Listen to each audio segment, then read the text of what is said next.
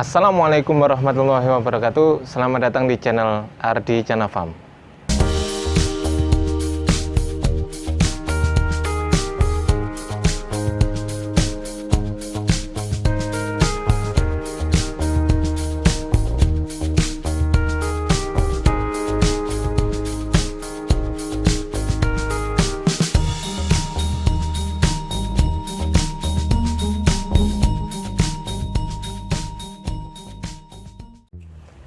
Assalamualaikum warahmatullahi wabarakatuh. Alhamdulillahirrabbilalamin. Ketemu lagi dengan saya Ardi Chana Farm. Bagi sahabat albumin yang sekarang menyaksikan video saya, barangkali masih mengalami sakit, semoga sakitnya disembuhkan oleh Allah Subhanahu wa Ta'ala, dan semoga yang sehat tetap dijaga kesehatannya. Jangan sampai imunnya turun di masa pandemi ini.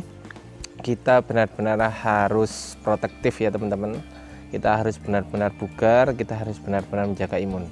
Oke, pada kali ini saya akan membahas mengenai, banyak yang tanya mengenai tips-tips cara membeli atau memilih indukan yang bagus. Jadi caranya kita selektif membeli indukan itu seperti apa, biar kita menjadi agak detail ya teman-teman untuk memilih indukan atau memilih calon-calon indukan, bahkan yang sudah jodoh sekalipun. Oke, jadi yang pertama yang harus Anda lakukan kalau Anda membeli indukan di suatu tempat, katakanlah di tempat A, B, ataupun C, itu yang pertama harus dipastikan dulu bobot indukannya teman-teman. Nah, ini menjadi penting karena prospek kita adalah bisnis, bukan main-main ya teman-teman. Jadi menjadi penting karena prospek kita adalah bisnis, maka bobot indukan itu sangat berpengaruh terhadap fekunditas telur yang dikandungnya. Jadi itu yang pertama. Yang kedua adalah selisih bobot indukan antara jantan dan betina ya.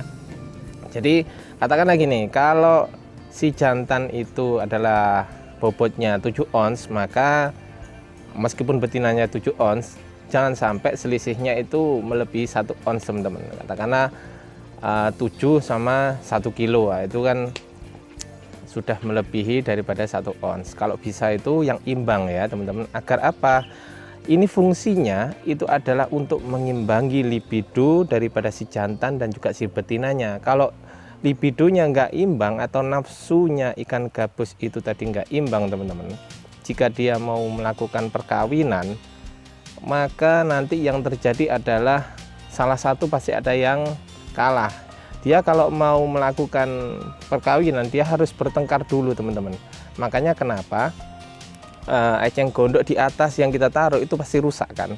Nah, itu karena dia sebelum dia kawin, dia harus bertengkar dulu teman-teman. Jadi gitu. Jadi usahakan bobotnya juga seimbang. Jadi jangan sampai terlalu jeglek ya. Jangan sampai terlalu ada yang terlalu besar dan yang betina terlalu kecil, ataupun sebaliknya. Jangan sampai teman-teman. Itu tips salah satunya ya. Kemudian yang berikutnya adalah tanyakan dulu TKG-nya di tempat petaninya tadi. Tanyakan, Mas ini TKG berapa? Itu wajib tahu teman-teman. Karena kalau enggak, pasti pertanyaan kita yang akan kita harapkan itu siap pijah, itu kan? Pasti yang diinginkan oleh kita itu siap pijah apa enggak kan gitu teman-teman. Nah, kalau jenengan ingin indukan yang siap pijah, itu artinya petaninya harus paham bahwasanya indukannya sudah TKG 4. Kalau belum TKG 4, dia tidak akan pernah memijah teman-teman. Jadi gitu. Jadi kalau mau beli indukan, itu tipsnya salah satunya itu adalah ditanya dulu TKG berapa. TKG itu informasinya ya, tingkat kematangan gonad. Akan saya selipkan videonya di atas ini nanti. Diklik saja nanti. Jadi TKG atau tingkat kematangan gonad itu adalah salah satu tingkatan-tingkatan level dari level 1, 2, 3, dan 4. Ini adalah tingkat kematangan gonad daripada sel telur si betina maupun spermanya si jantan teman-teman. Jadi gitu. Jadi intinya kalau sudah TKG keempat, dia sudah berarti matang gonad. Yang jantan maupun yang betina ini harus tahu dua-duanya. Kalau jenengan hanya tanya yang betina saja tanpa tanya yang jantan TKG berapa, nanti jenengan akan pusing sendiri, kok enggak bertelur-telur gitu. Kecuali sudah ada kesepakatan dari awal dari pembelinya, Pak yang saya jual ini TKG 2, Pak yang saya jual ini TKG 3, Pak yang saya jual ini TKG 1. Jadi itu kalau sudah dipahami seperti itu, maka kita sebagai pembeli nggak akan bertanya siap pijah apa enggak, karena siap pijahnya pasti ada di TKG keempat teman-teman. Jadi gitu. Jadi kalau memang teman-teman menghendaki yang siap pijah ya cari aja. Jadi apakah ini siap pijah, itu ditanyakan dulu. Ini saya berbicara tanpa disuntik ya teman-teman. Kalau disuntik paksa TKG 3 itu bisa brodol, bahaya juga itu sebetulnya. Kalau TKG 3 masih TKG 3 disuntik pakai Ovaprim jantan dan betinanya, sehingga nafsunya bertambah, sehingga hormonnya tersulut menjadi tinggi, kemudian dia kawin. Nah itu hasilnya juga nanti akan nggak bagus teman-teman. Jadi gitu. Kalau di saya semuanya alhamdulillah pakai alami. Yang jelas untuk tingkat kematangan gonadnya juga yang saya jual di tempat saya itu adalah antara TKG 2 dan antara TKG 3. Cuman itu aja teman-teman. Jadi kalau TKG 4 saya tidak jual. Karena apa? Karena kalau di TKG 4 di tempat saya itu biasanya saya pakai sendiri. Tapi tidak menutup kemungkinan kadang kalau ada orang kesini tiba-tiba nawar, kalau harganya cocok ya sudah saya kasih, tapi kalau nggak cocok ya sudah saya buat sendiri. Gitu aja teman-teman. Jadi sebetulnya jual beli itu antara penjual dan pembeli itu yang benar itu adalah saling menyetujui akad di awalnya teman-teman. Nah gitu. Jadi berapapun harganya indukan yang dijual itu enggak jadi masalah asal penjual dan pembelinya setuju. Itu secara syar'i itu sudah dibenarkan oleh Islam ya teman-teman. Jadi itu salah satu beberapa tips untuk memilih atau membeli indukan dari penjual A, B, dan C dan lain sebagainya. Bisa bebas memilih teman-teman. Jadi seperti itu. Jadi TKG itu memiliki peran yang penting, bobot itu juga memiliki peran yang penting. Saya ulangi lagi, 1, tanyakan dulu bobotnya. 2, tanyakan dulu TKG-nya. Ketika sudah tahu TKG, maka teman-teman akan bisa memprediksi kira-kira itu nanti cepat memijah atau tidak, seperti itu. Kemudian yang ketiga, tanyakan dulu kebiasaan makanannya teman-teman. Tanyakan dulu kebiasaan makanannya. Jangan sampai di tempat petaninya sana dikasih makan katakanlah ikan lele kecil, kemudian di tempat jenengan langsung aja berhubung sudah ngelihat video saya dikasih usus, maka jenengan kasih usus, nggak mau teman-teman. Jadi itu perlu tahapan belajar dulu ikan gabusnya. Jadi tidak semena-mena kalau di sana dikasih ikan lele terus jenengan beli sampai sini pengen hemat kasih usus atau daging keong atau daging ayam dipotong-potong, belum tentu mau teman-teman. Jadi harus ditanyakan dulu kebiasaan makanannya di sana apa. Kalau di sana kebiasaan makan kodok, kecuali kalau jenengan sendiri mempunyai keahlian yang bisa membuat kebiasaan ikan gabus tersebut menjadi berubah makanannya. Nah itu monggo kerso, enggak masalah.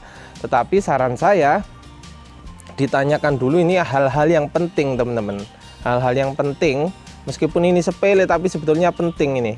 Karena ini nanti menyangkut cepat atau lambatnya kematangan gonad yang ada di dalam ikan gabus itu sendiri teman-teman. Jadi gitu. Jadi kalau di sana terbiasa makan usus, kalau jenengan mau ingin cepat bertelur ya jangan dikasih makan usus, maka dilatihlah dengan makan yang lain, dikasih daging atau dan lain sebagainya. Jadi seperti itu teman-teman. Kalau usus kan proteinnya kurang lebih cuma 17%. Jadi itu nggak masuk sama sekali. Itu dulu pernah saya buat untuk ngasih makan di indukan saya, itu pun dulu karena terpaksa, karena saya tidak ada dulu, zaman dulu belum ada yang mau setor keong, tapi sekarang alhamdulillah sudah banyak yang setor keong, jadi saya pakai keong.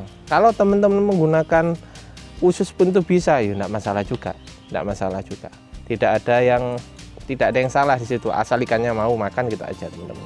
Tapi memang perawatannya beda, nanti usus itu kan banyak lemaknya teman-teman. Yang paling bagus ya makannya ya tetap kodok. itu memang proteinnya tinggi, karena memang itu sebagian besar dipakai oleh pemancing-pemancing seperti saya, castingers, itu untuk memikat ikan gabus atau menangkap ikan gabus dari alam. Itu memang umpannya yang paling manjur memang kodok mainan, jadi atau kodok itu yang paling bagus, teman-teman. Nah, itulah yang mendasarkan bahwasanya memang kesukaan ikan gabus itu sebetulnya makanan-makanan yang bergerak, ya seperti kodok itu juga, atau ikan-ikan kecil, teman-teman. Jadi gitu, jadi itu perlu diingat.